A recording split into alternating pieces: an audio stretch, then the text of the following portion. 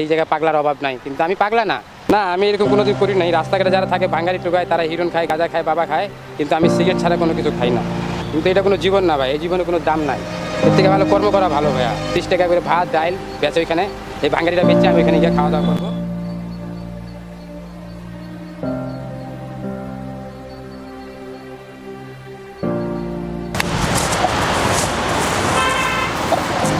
আসসালামু আলাইকুম গাইস, ছোট ইউটিউবারের পক্ষ থেকে আপনাদের সবাইকে স্বাগতম। সো আমরা আজকে আসছিলাম একটা শুটিংয়ে। এটা হচ্ছে ক্যান্টনমেন্ট এলাকা। তো আমরা এখানে আসছি একটা শুটিং করতে, একটা ভিডিও বানানোর জন্য। তো হঠাৎই আমরা দেখলাম এই ভাইকে।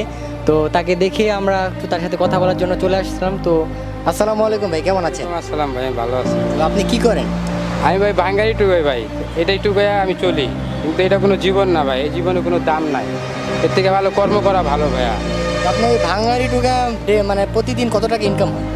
আমার 150 টাকা ইনকাম হয়, এর বেশি হয় না। কোনোদিন 100 টাকা হয়, তা দিয়ে আমি কোনো রকম চইলা পিটা খাই ভাই। আপনি থাকেন কোথায়? আমি থাকি মিরপুর 12 কালসি। এইখানে কি মানে হাঁটতে হাঁটতে চলে আসছেন নাকি কোনো গাড়ি? না, আজকে অনেকদিন পরে হাঁটতে হাঁটতে এসে পড়ছি। ভাঙ্গারি দোকান পাইলাম না, জানি এয়ারপোর্টে পাইলে ওইখানে ভাঙ্গারি দোকান পাবো। ওইখানে আবার 30 টাকা করে ভাত আর ডাইল, 30 টাকা করে ভাত ডাইল বেচে ওইখানে। এই ভাঙ্গারিটা বেচে আমি ওইখানে গিয়ে খাওয়া দাওয়া করবো। আপনি কি এখান থেকে আবার হাঁটতে হাঁটতে এয়ারপোর্ট যাবেন? আমি এখান থেকে হাঁটতে হাঁটতে আবার এয়ারপোর্ট চলে যাব। সকালে কিছু খাইছেন? সকাল থেকে ভাই ঘুমের তুইটা একটা সিগারেট একটা চা খাইছি, আর কিছু খাই নাই ভাই। মানে এরকম জীবনে আপনি কিভাবে চলছেন? মানে এরকম প্রতিদিন মাত্র 100-150 টাকা ইনকাম করে আপনার মানে থাকা খাওয়ার তো হয় না।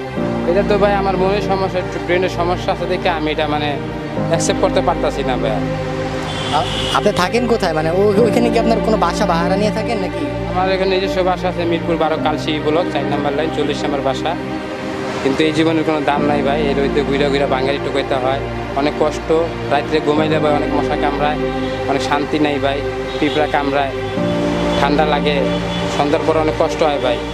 মানে কখনো মানে কারো কাছে আপনার কাছে মানে আপনাকে দেখে কখনো কেউ কোনো করেনি, মনে করেন দাম দেয় না, মানে এরকমের কোনো পরিস্থিতি শিকার হয়েছেন আপনি? আমি এরকম কোনো শিকারই হয়নি, কিন্তু আমার এই রাস্তাঘাটে দেখলে অনেকে বলে পাগলার, এই জায়গায় পাগলার অভাব নাই, কিন্তু আমি পাগলা না।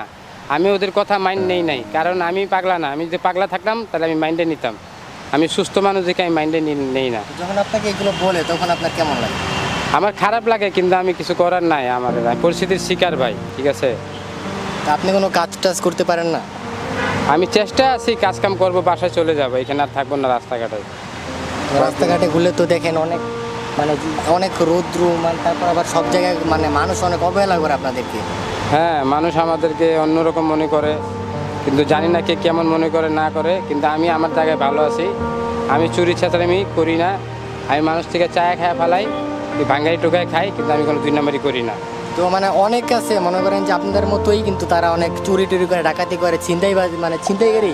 তো আপনার কি মানে আপনি কি এরকম কোনো দিন করছেন তাদের সাথে? না, আমি এরকম কোনো দিন করি নাই। রাস্তাঘাটে যারা থাকে ভাঙ্গারি টোকায়, তারা হিরোন খায়, গাঁজা খায়, বাবা খায়, কিন্তু আমি সিগারেট ছাড়া কোনো কিছু খাই না।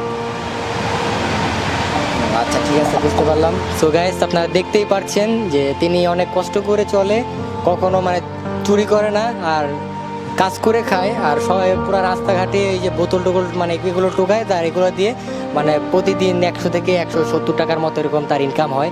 তো এটা দিয়ে তো আর চলা সম্ভব না। 100 টাকা দিয়ে আর কি হয় তার জীবনে? আপনার পরিবার আছে? আপনার পরিবারে কে কে আছে? আমার পরিবারে আমার 4টা বোন আছে, একটা ভাই আছে, আর কেউ নাই, আর মা আছে। শুনতে পারলেন তার জীবন কীরকম চলছে। তো এইরকমের রোদ্রে তিনি মিরপুর থেকে হেঁটে আসছেন শেওড়া রেল স্টেশন, আর এখান থেকে হেঁটে যাবেন এয়ারপোর্ট। তো এটা তার জীবন, আমরা কি বলবো। তো আপনি ভালো থাকেন, আর আমরা দোয়া করবো যে আপনার জীবনটা যেন একটু সুখের হয়, আর একটু চাকরি করবেন।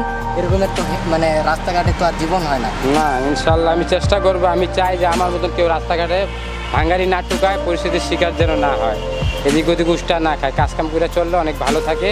আর ভালো হইতে সময় লাগে, খারাপ হইতে সময় লাগে না 1 সেকেন্ডও। হ্যাঁ, এটাই। আর অনেক আছে মনে করেন যে রেল স্টেশন অনেক ছেলেদের আছে যারা ডেন্ডি খায়, অনেকেই নেশা পানি করে। তো গাইস, আজকের মতো বিদায় নিচ্ছি। সবাই ভালো থাকবেন, সুস্থ থাকবেন। আল্লাহ হাফেজ।